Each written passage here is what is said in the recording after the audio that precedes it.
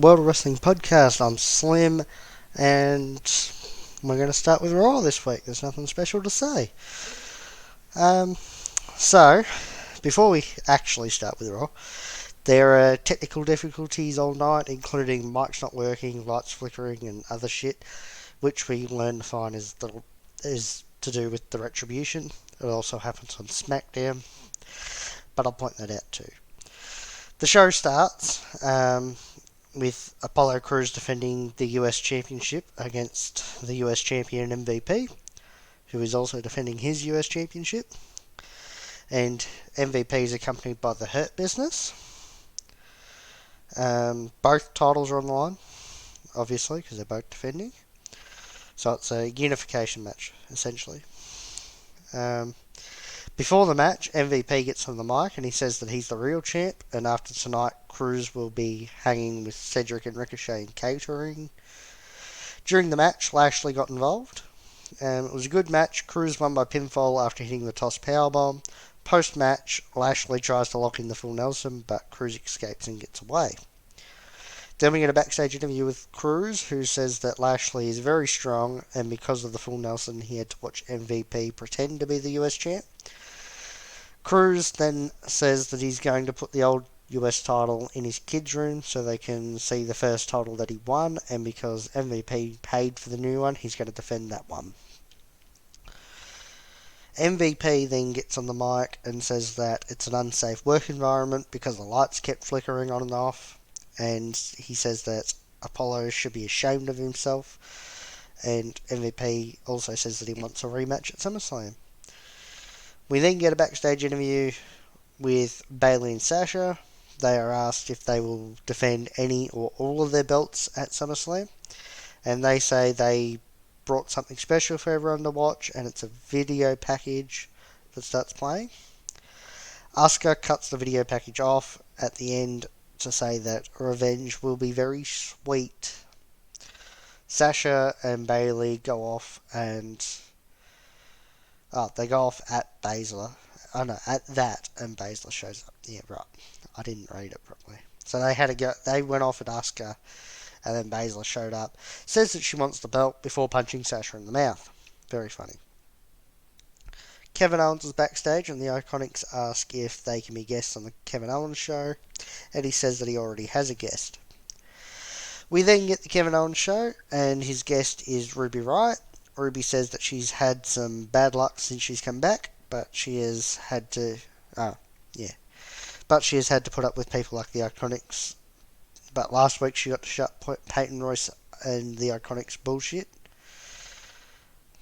Yeah, she got to shut up Peyton Royce and the Iconics bullshit. And the only thing that would have made it better was if Liv Morgan was out there to celebrate. Kevin Owens then brings Liv Morgan out. Liv says that she's listening to what Ruby has to say. Owen says that they need each other. He has seen the three of them together, that being the Riott Squad, and they bring the best out of each other, and that it's worth it for Liv to listen to Ruby. Ruby says that she thought that everything would be the same when she came back, but it was different. And then she saw Liv and thought that she didn't need her anymore, so she took her frustration out on her. But now she wants to make the Riott Squad stronger than ever. Both Liv and Ruby were crying during this whole thing. Then the Iconics come out and say that Liv should have stayed away and Ruby needs to stop talking about beating Peyton.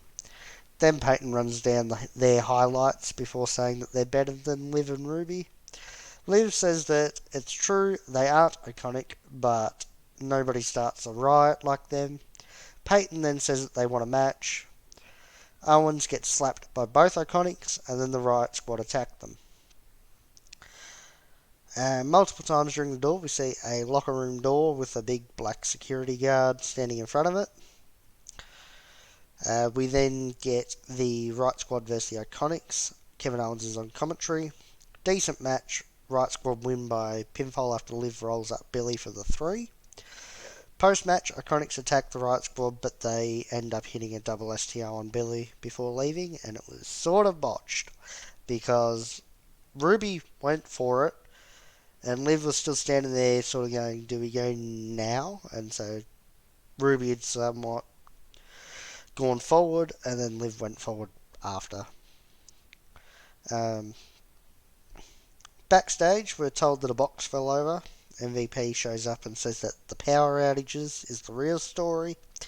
And Charlie says that Cruz accepted his challenge, and Shelton Benjamin shows up saying that he can't find the 24/7 title because somebody stole it. I wonder who stole it. It's definitely not going to be R-Truth, is it? McIntyre is out next to go face to face with Randy Orton, and as he's coming out, we see what happened last week to McIntyre. McIntyre says that Orton said last week that he thinks he's better than The Rock and Austin, but Drew doesn't believe that because Orton would rather wait until you've finished having an Extreme Rules match before hitting an RKO. Drew says that they're very similar because Vince at one time or another handpicked them to be the future. Drew says that some of Orton's accolades were given to him because of who his dad is. Drew says he made it to where he is without having the backstage pull that Evolution had. Orton then interrupts and is accompanied by Ric Flair again. Orton says that last week he said that Drew had his respect, but he repaid that by saying that he was handed everything. Orton asks what Drew really thinks about him. Drew says he thinks Orton is everything wrong with WWE. Drew then says that Randy isn't a leader and he is a selfish prick. And at SummerSlam he's going to rip Orton's head off. Backstage we then see Nia Jax talking to WWE official Pat Buck. Backstage we see Owens talking with with the Riot Squad. Ric Flair shows up and tells Owens that he feels that Owens is turning into a guidance counsellor. Owens says that he has destroyed a lot of friendships and now he's trying to help people with their friendships. Rick then says that if Owens focuses on himself, he might have a title match at SummerSlam. Owens then challenges Orton to a match next week. Nia is out next with Pat Buck, and she shows what she is apologising to him about, and then she says that she isn't going to apologise and challenges him to a match. Because, okay. He says that he is only in the ring for an apology, and Nia says that if he beats her, she will apologise. Nia pisses him off, and he indefinitely suspends Nia without pay, and then she attacks him again. So that should hopefully mean Nia's not on TV anymore for a couple of weeks, and then she gets brought back. Because perhaps at SummerSlam we get Nia versus Pat Buck for no reason. R-Truth then comes running out with Shelton's title, followed by Tozawa and the Ninjas. So I was right. I'm going to put my hand up and say I'm right. R-Truth stole the title from Shelton. We then get Shelton Benjamin with the Hurt Business versus Akira Tozawa with the Ninjas versus R-Truth with nobody. I thought that'd be a funny joke. For the 24/7 Championship, the Hurt Business take out the Ninjas, and Tozawa capitalises by hitting the senton on R-Truth for the 3. When I say the Hurt Business, I mean all 3 of them. Shane McMahon is backstage saying that he's going to do something different, and he's standing in front of a ring with no ropes and 2 dudes fighting. I wonder what that is. I definitely haven't seen the episode, so I certainly don't know what that is. We'll come to that later. We then see what happened to Rollins and Murphy last week at the hands of Dominic and Aleister Black. Then we have a backstage interview with Dominic, and he says he knows what he's doing, and if people think that he's crazy now, then what will they think when he's... Oh no, hang on. No, then they will really think that he's crazy when he challenges Seth Rollins to a match at SummerSlam. Next is Shayna Baszler vs Sasha Banks with Bayley. During the match, Asuka comes down and attacks Bayley, and the timekeeper rings the bell because of no reason. I don't understand that. Like, the illegal person got attacked by somebody who's not in the match, so the match is a DQ or called off or something. I don't know. But then Asuka attacks Sasha, which is where they should have rang the bell. Sasha gets away from Asuka before she really gets her. She sort of only gets a couple of hits and then she gets away. Then we get an in-ring interview with Asuka, but before we get the actual interview, we see what happened last week to Kairi Sane. Asuka then says that Kairi will be okay. Then she challenges Sasha to a match at SummerSlam. Baszler gets in the ring and says she wants Asuka to win so she can take the title from Asuka. Sasha and Bayley come back out, and Sasha says that she will give Asuka a shot at SummerSlam if she can beat Bayley next week. I pause there because everybody would have thought that I would have said Baszler, but no, she decided that Bayley is going to fight Asuka. Okay. Backstage, Angel Garza is talking to someone, and Andrade and Zelina Vega show up, and Vega says that she needs to talk to Garza. I don't remember who this person was either. They're a nobody who was apparently on a TV show or something. I don't know. I don't really care either, because it was a shit show like The Bachelor or something. Some shit that I don't watch that I don't really care about. If you care about it, then cool, but I don't, so I'm not going to find out who the hell that was. We then see Shane again officiating his Raw Underground thing. We see that Swerve's there. So this Raw Underground thing is like sort of no rules fighting. Just, I don't know. It's weird. It's yeah. We then get some more Raw Underground, which is a legit fight thing. That's what I was saying. Bubba Tunde fights a few people. I don't know what the hell they're calling him now. But he was in the Greatest Royal Rumble. So watch that and you'll find out who Bubba Tunde is, I guess. But yeah, I just keep calling him Bubba Tunde. I think he's had a name change. We then get the Prophets, who ask if they remember what happened last week when Garza and Andrade attacked them. They have a go at Garza for wearing velvet. Then they say that they're finished playing nice. We then get Dawkins with Ford versus Garza with Vega and Andrade. Backstage, we see the girl that Garza was talking to watching his match. It was a good match. Garza wins by pinfall with a drop kick to the face for the 3. We then get Ford with Dawkins versus Andrade with Garza and Vega. Another good match. Andrade won after Ford collapsed in the ring.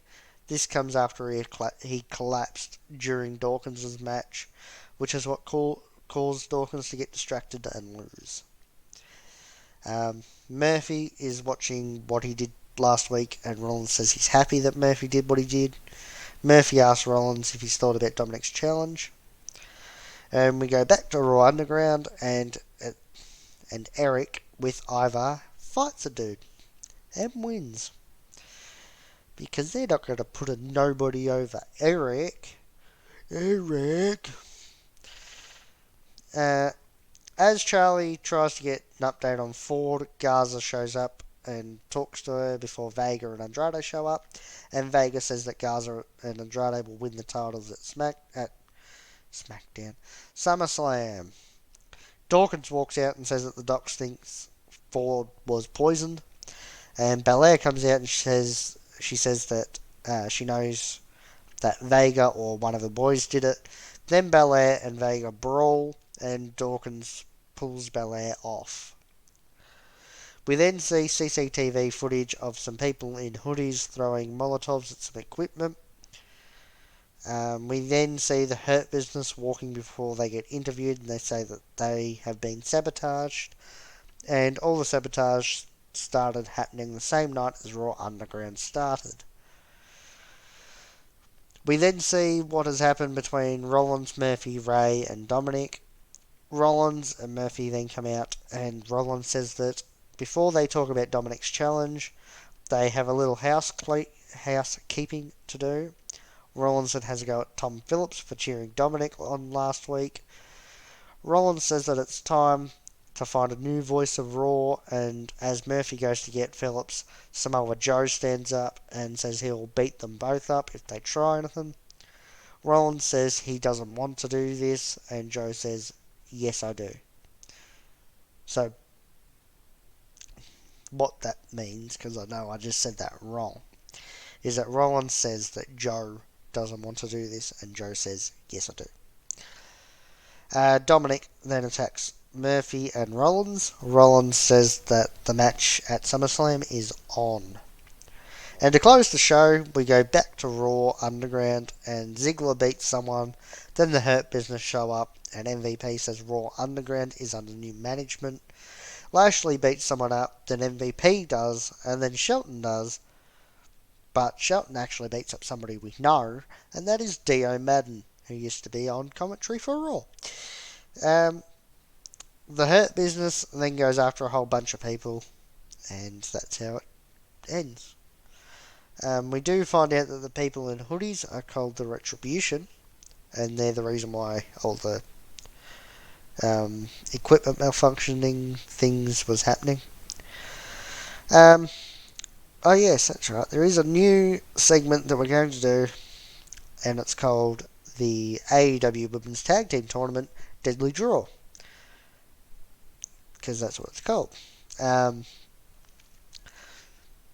I figured that I'd cover it just because it's an AEW thing, and it's a tournament, and who doesn't love a tournament? This is night one of the tournament, obviously, and the show starts with Medusa, which is Alundra Blaze. Medusa says that the tournament is to give women an opportunity to step up. Then we have a backstage interview with the Nightmare Sisters. They're told that they both have to draw. Brandy gets red, and while Brandy and Dasha are distracted, Ellie finds the other red so that they're teaming together. Penelope Ford then draws Baby Blue, and it's revealed that Mel has also drawn Baby Blue. We then get Mel and Penelope Ford with Kip Sabian versus the Nightmare Sisters with Dustin Rhodes and QT Marshall. Good match. The Nightmare Sisters win by pinfall after the ref got distracted by QT and Kip getting into it, and Ali clawed the eyes of Mel, allowing Brandy to hit a spear for the 3. We then see Nyla Rose and Vicky Guerrero picking their colour, then Ariane Andrews, which is Cameron in WWE, show up. She has purple. They both have purple. It was the same video package as we got on Dynamite last week. Then we see Anna Jay, who picks black, and Tonara Conchi from NXT is now going under the name Tay Conchi. She shows up and says that they're teaming together. Main event time, and it's Tay Conchi and Anna Jay with all of the Dark Order versus Ariane Andrew and Nyla Rose with Vicky Guerrero. Dark Order left before the match. It was a good match. Anna Jay and Tay Conchi won after Ariane hit a split leg drop on Tay, and Anna, who had got the blind tag, hit a rolling neck breaker to get the 3. Post-match, Nyla clotheslined Ariane. Tay and Conchi hugged in the ring.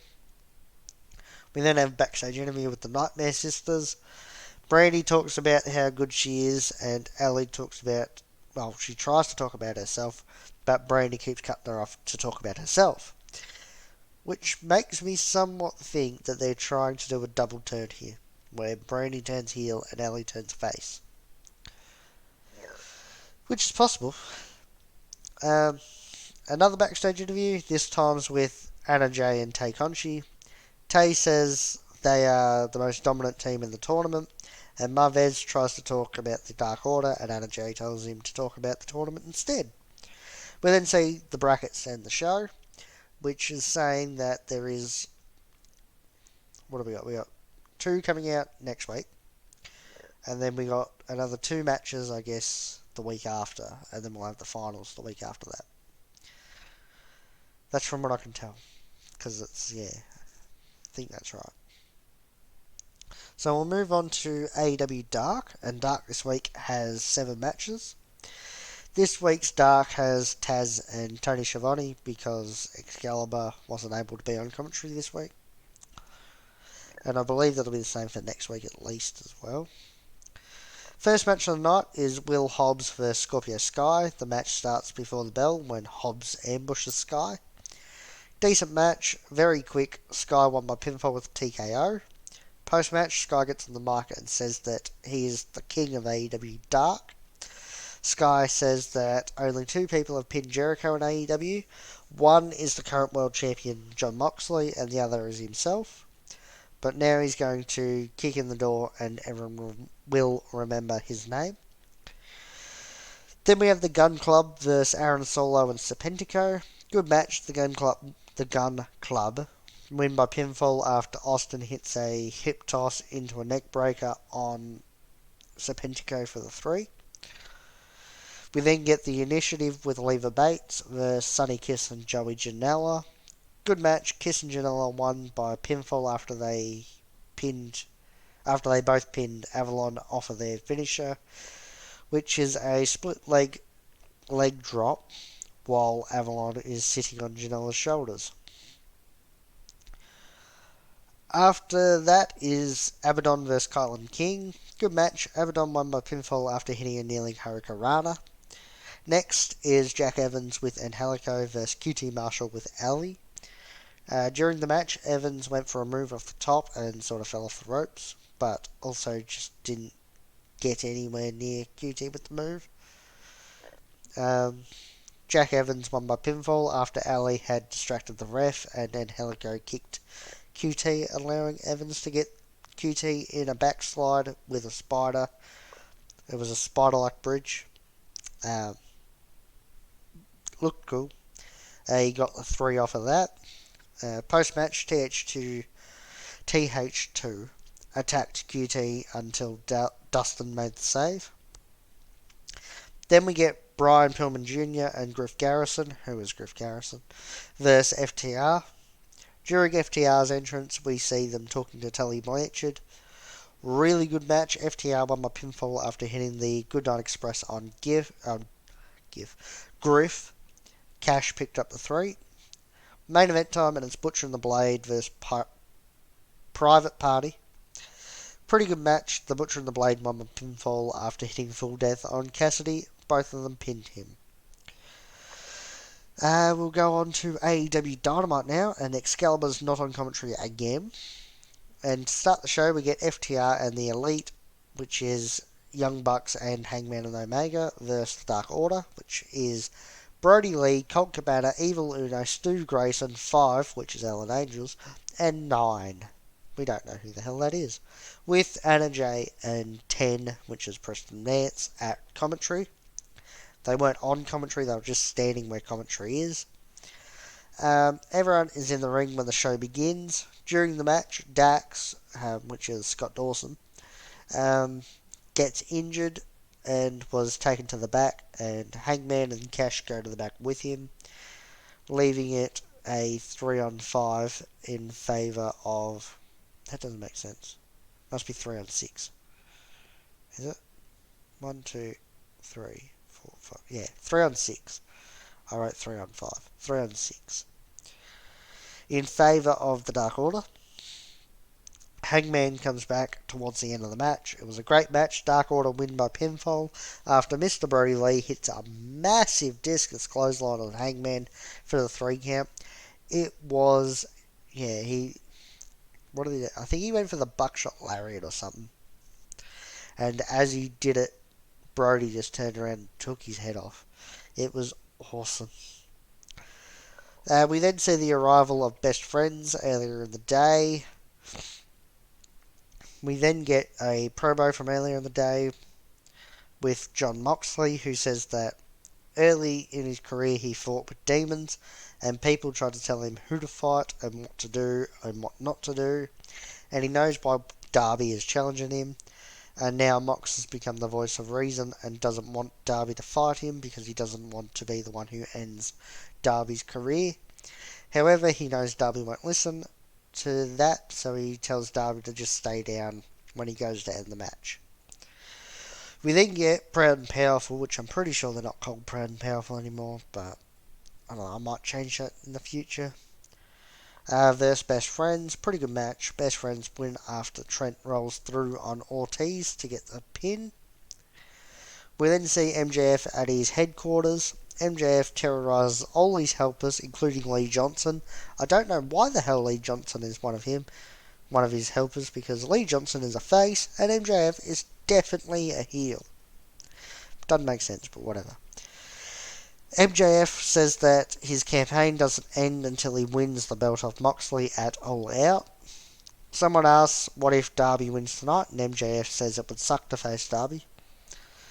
Matt Hardy's then in the ring, and he says that he came to AEW to have creative control, and so he thought that he would be able to do his highlights and whatnot. But he listens to the audience, and they want him to be him and to focus on himself, so he will.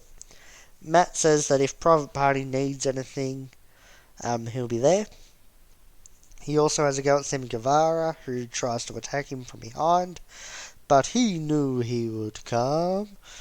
He does that. Then him and Sammy start brawling. Sammy puts Matt through a table, and Matt got busted open just before the table spot when Sammy threw the wrong chair and just sort of busted him up there. Proud and Powerful then destroy Trent's mum's van with a mad ball and a sledgehammer. They also spray paint the car too, which is funny because we see them spray paint it, and then later we see the van, and it's a lot more spray painted.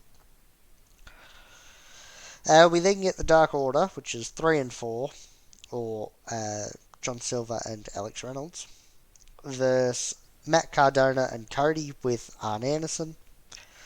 Pretty good match. Cody and Cardona win by pinfall after Cardona hit the radio silence, which is the Rough Rider, because obviously Matt Cardona is Zack Ryder.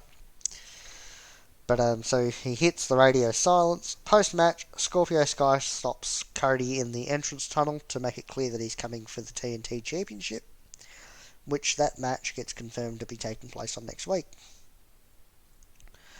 Best Friends, they make it back to Sue's van, and they say that Chuck is now a liar because he said that he would take care of the van. Trent says that Proud and Powerful could have done whatever they wanted to them, but shouldn't have touched the van. And if they wanted a rematch, all Proud and Powerful had to do was ask, but now they're going to kick their asses and make them apologise to Sue over the phone, obviously. Because they can't just go and talk to her. It's coronavirus. Then we have Sammy Guevara hyping up Y2J during Picture in Picture before we get the debate between Jericho and Orange Cassidy.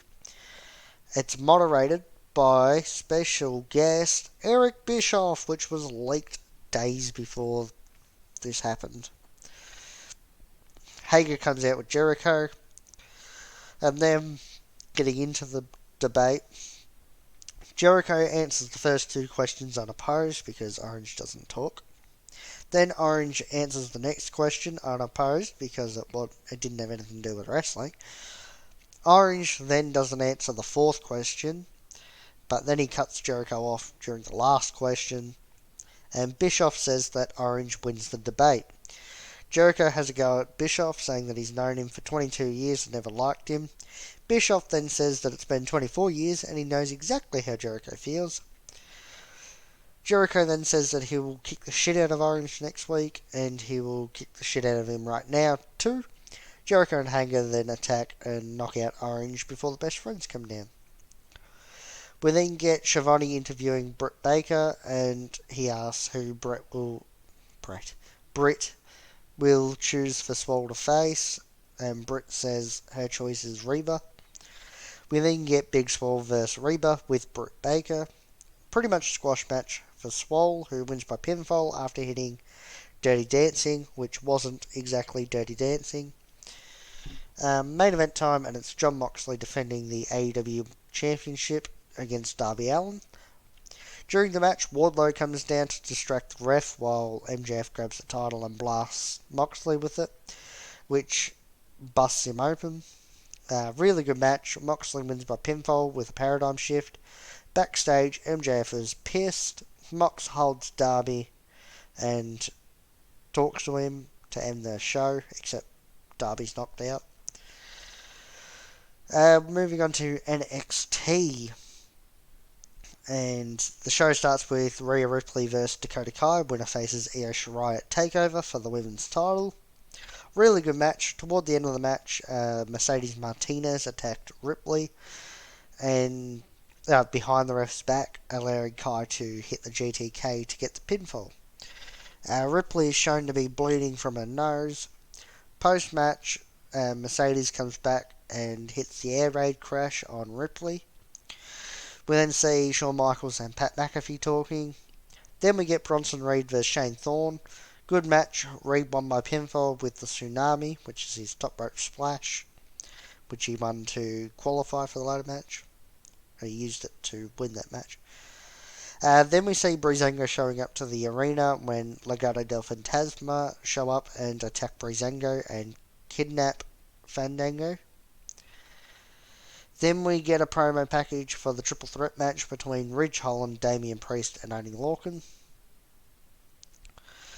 We then see the Robert Stone brand walking outside, and they're asked by.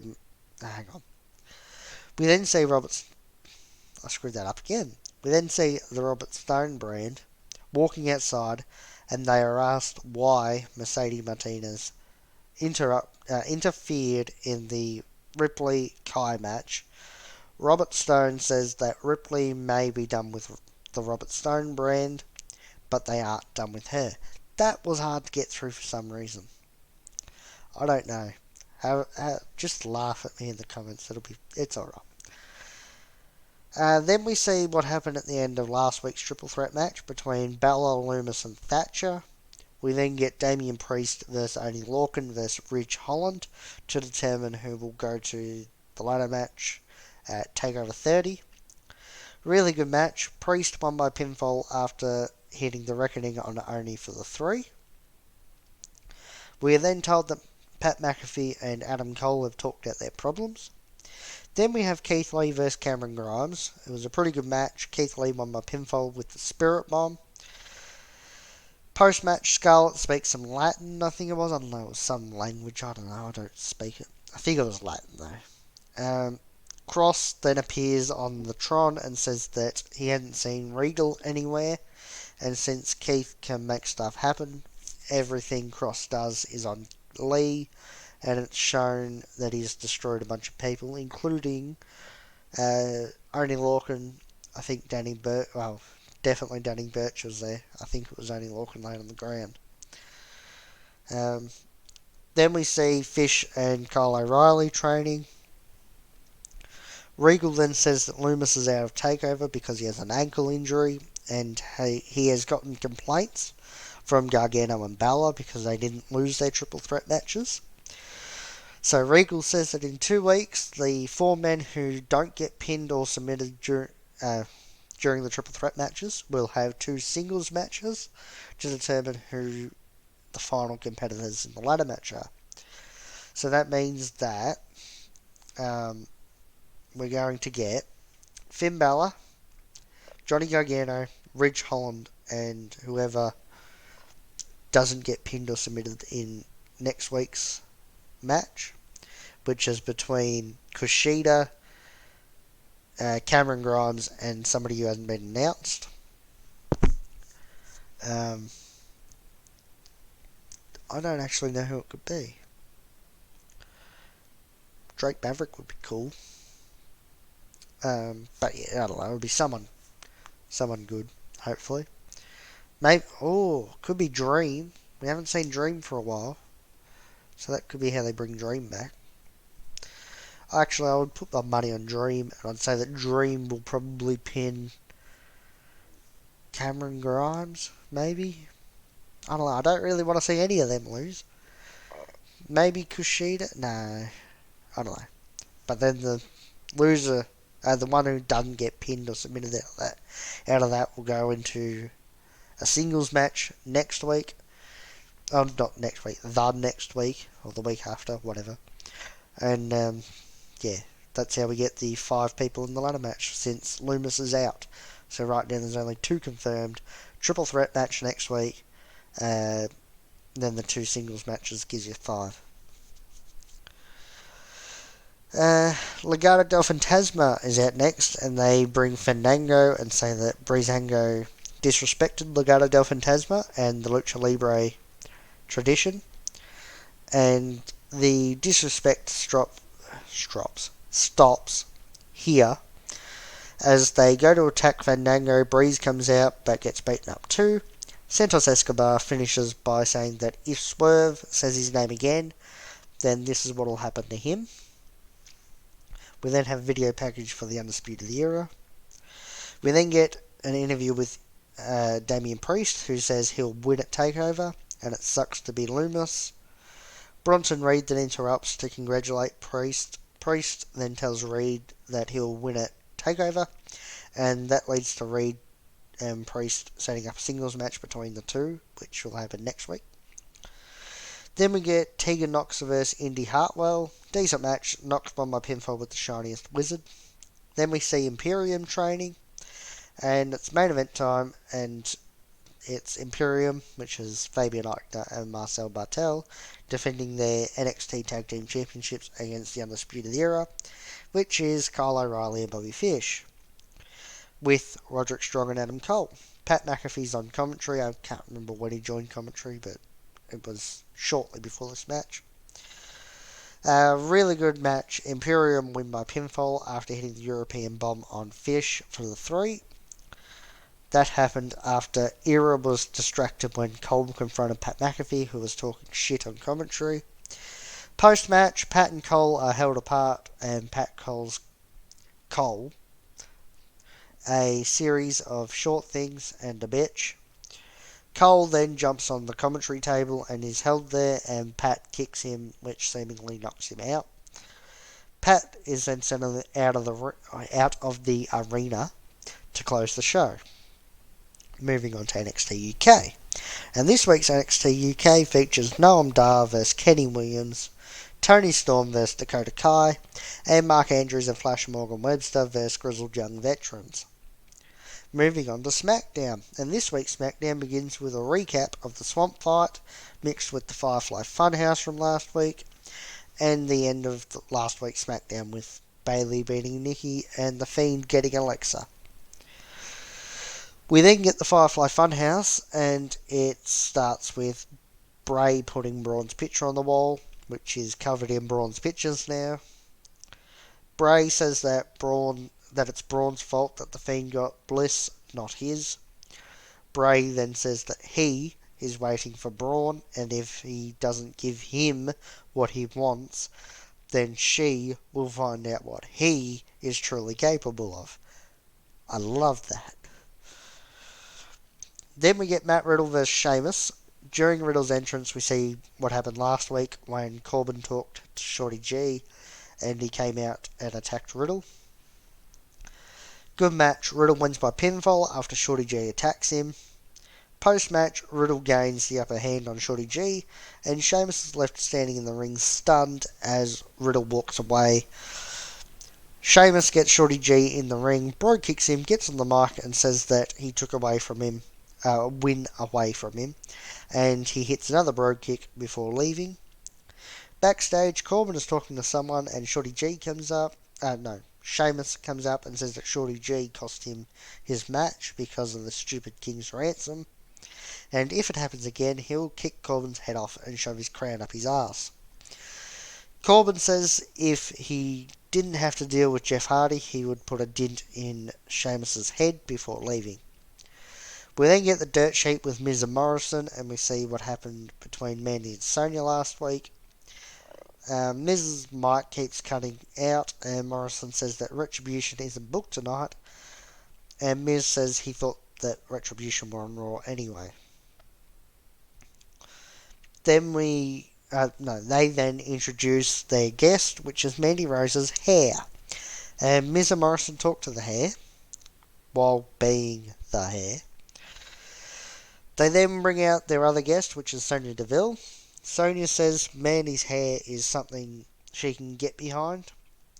Sonya also says that she did what she said she was going to do, which was make Mandy's outsides as ugly as her inside. Sonya then says that she enjoyed doing what she did and she will continue to ruin Mandy's career. Sonya says that Mandy has no talent and Mandy and Otis look like a couple now. Miz and Morrison say a couple of ogres. Morrison says like Shrek and Donkey, and Miz says he was thinking more Shrek and Fiona. Then Heavy Machinery come out and start brawling with Miz and Morrison until Morrison pulls Miz out of the ring when Otis is about to go for the caterpillar on him. Then we have Cesaro with Nakamura versus Lince Dorado with Gran Metalik. During Lucha House Party's entrance, we see a promo where Lince says that he will teach Cesaro how he likes to party during their match. Good match. Cesaro wins by pinfall with the neutralizer.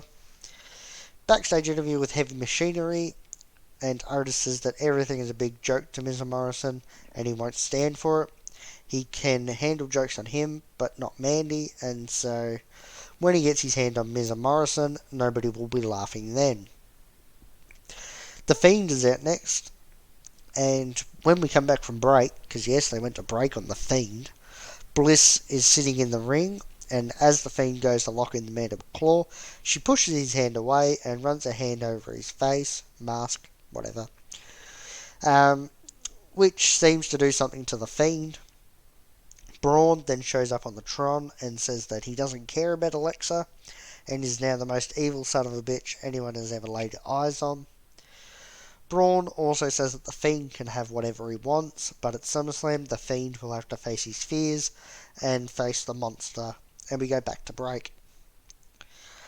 Then we get Jeff Hardy vs King Corbin. Good match. At the end, Sheamus Brogue kicks Jeff, causing Corbin to lose by DQ. Sheamus and Corbin then argue with each other. We then get Sheamus vs King Corbin. Good match. At the end, Riddle runs into the ring, which distracts Corbin, allowing Sheamus to Brogue kick Corbin and get the win and the pinfall. We then see Bayley and Sasha backstage, and they're talking about Bayley's match on Raw against Asuka. Bayley says she wished that Sasha had asked her before Sasha says she isn't worried. They're then told that by a producer that they're needed in the ring to talk to Stephanie McMahon. Backstage interview with Big E, and he says that he gets to answer the question of what could have been if he went out on his own. We then get the interview with Bayley and Sasha and Steph. Steph congratulates them on winning all the belts, and they now have everyone's attention, including hers. Steph then says that at SummerSlam, Bayley and Sasha will have to defend their Raw and SmackDown Women's Championships. And it's not announced who they're defending against.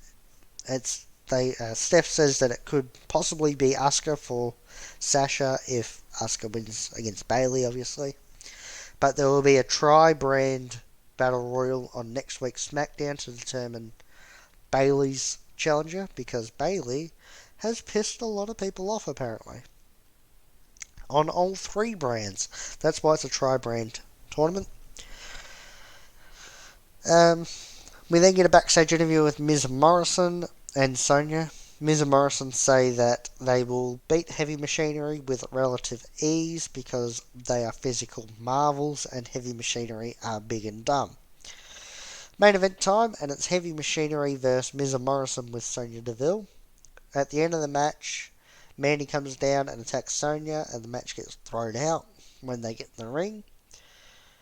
Post-match, Mandy and Sonya continue brawling even when Heavy Machinery and Miz and Morrison pull them apart. They get free and just keep going. It continues to the back where the lights go out. In the arena, Retribution show up with baseball bats and other weapons, and they cause everyone to run away, including Colin Graves and the cameraman.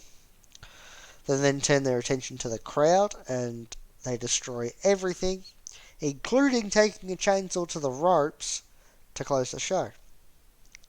Now, before we move to 205 Live, I do want to talk about Retribution, because from what I've heard, the people in Retribution are Tommaso Ciampa, Johnny Gargano, Candice LeRae, Vanessa Bourne, and they're unsure on the last person. There are 5 people, and that's apparently the 5. However, they're not sure on the last person, and they're not sure on Candice LeRae being a part of it. But they are sure that we've got Johnny Gargano, Tommaso Ciampa, and Vanessa Bourne. Apparently, it's either Candice LeRae or Casey Catanzaro. That's the second female. And the last dude is either Malcolm Bivens or someone else. Leon Ruff. That's who I was thinking of. Apparently that's who they are. But comment below who you think they are. That'll be an interesting conversation to have. But we're going to move on to 205 Live now. And this week's 205 Live starts with Everrise versus Marquis Spandex and Marquis Carter. I think that's how you say it. Good match. Pretty much a squash match for Everrise, who win by pinfall after hitting a wheelbarrow lung blower on Carter. We then see what happened on NXT between Legado del Fantasma and Breezango. Main event time, and it's Tony Nese versus Danny Burch with Oney Lorcan. During the match, Ariya Daivari shows up and attacks Oney. And when referees and officials come out to stop him, he attacks officials. Or he attacks an official. Good match. Danny Burch wins by pinfall after Burch went crazy after the attack on Lorcan and eventually hit a top rope hung DDT on Nese for the 3. And by that I mean it was a rope hung DDT, but his feet were on the top rope instead of through the middle rope. But that's been it for this episode of the World of Wrestling podcast. Let me know what your thoughts are on Retribution and who you think they are. Tell me what I can do better, obviously. Just sort of interact with the videos. A few people have, which is good, but I will encourage to just comment whatever you want. If you want to talk about games that I play, wrestling things, you want me to cover certain things, you want me to talk about other things more, whatever. If you want to talk about when Carl's coming back, we can. The answer is I've got no idea, but soon. What I should also mention is that we do have predictions coming up. On the 20th, I'm pretty sure they should all be out by then. Well, on that day, hopefully. We will have SummerSlam predictions and NXT predictions on the 20th for certain. Depending on if New Japan release their card for Summer Struggle, will depend on when that comes out. If it's out by the 20th, then we'll get 3 predictions videos in one day. If we don't get it before then it'll probably be a week later or something. And then early next month we will do AEW All Out predictions. I do believe that Carl will join us for the predictions, because I've been talking to him about doing them on the 20th, and he thinks that he should be right for it. He's just not sure yet. He's got a few things that he's doing at the moment. He'll let me know when the time is closer. But other than that, yeah, that's been it for this episode. Thanks for watching. Goodbye and good night.